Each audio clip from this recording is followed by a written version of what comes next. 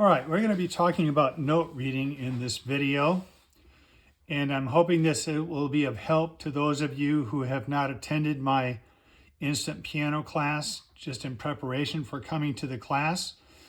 Even if you aren't coming to the class, this should be helpful to those of you who need to learn how to read notes on the piano. And the first thing I want you to do is go to the link that you see here on this piece of paper I've put in front of you. chordsorkey.com/notes-piano. It's going to take you to one of many sources online that talks about note reading.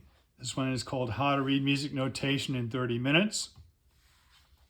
So take a picture of that link there or write it down, and I want you to pause the video and go to your computer and print out this little pamphlet. It's just 2 little pages there. And once you get that printed out, come back and we will continue on through the video here. I'm assuming that you have now all printed that out. And if you look at the first page, there are 3 columns there. The first column says melodies. The second one says the piano keyboard. The third one says the staff. And above that, you're going to see this diagram of the piano keyboard with the white and black keys and also the letter names of the notes written on those keys. And what I want to talk to you about here is the piano pattern. And this is something that a lot of people don't even think about when they think about learning the piano, but there is a pattern of notes on the piano that it repeats itself 7 times up and down the piano. And if you look between where 2 index fingers here, this is middle C and the C above it. That pattern between those 2 fingers I've got right there is the piano pattern.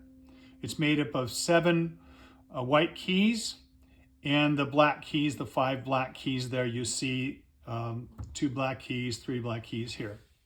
I'm not going to talk about the black keys right now. We're just going to talk about the white key pattern. And so what I want you to do is just make note of this. And a lot of people will like to put letter name or stickers with letters on their keys to help them remember the letter names of the notes.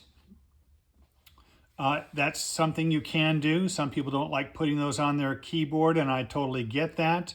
There's also something you can get at a music store that's kind of a cardboard thing that fits behind the black keys here. It stands up right, and it has the letter names of the notes, and a lot of people like to use that instead. But there's nothing wrong with doing that, but I want you to know that if you're working on this, the real key to this is learning and memorizing the piano pattern. And if you're working at this at all, you shouldn't need to have stickers on your keys for more than a couple of weeks, because it's a simple little pattern, and like I said, it repeats itself all the way up and down the piano. To find middle C on the piano, you simply find the 2 black keys set closest to the center of your piano, and the white key just to the left of that is what we call middle C. It's not actually the middle note on the piano, but it is the closest C note to that point, or it's the closest C note to the center of the piano, so we call it middle C. So that's a C. Now, this is very easy to figure out as long as you know the alphabet. What comes after C in the alphabet? D. So to the right of a C, that's a D. It's between these 2 black keys here. The next one is at E. The next one's F. It goes right up the alphabet. This is G. Then there is no H. At that point, it goes back to A, B, C. So it's C, D, E, F, G, A, B, C.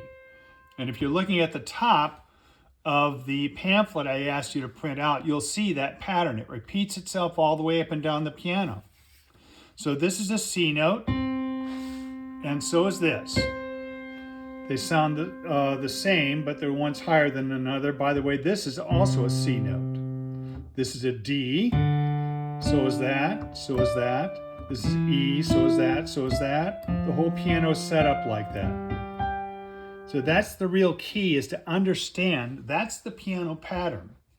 And that does a lot of things for you as you're learning to play.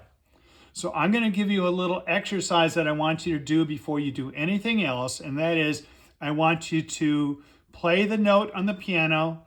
I want you to look at it. And I want you to say the name of the note out loud. And this is the exercise. C, D, E, F, G, A, B, C. And then I want you to come down and do the same thing. C, B, A, G, F, E, D, C. Practice that, going up and down on the piano. And you can do it in this octave here. You could do it here. Pick any octave on the piano. I want you to practice playing the notes, looking at your hand, and saying the name out loud. And that's going to be the most important thing, well, the first step anyway, of learning to read notes on the piano.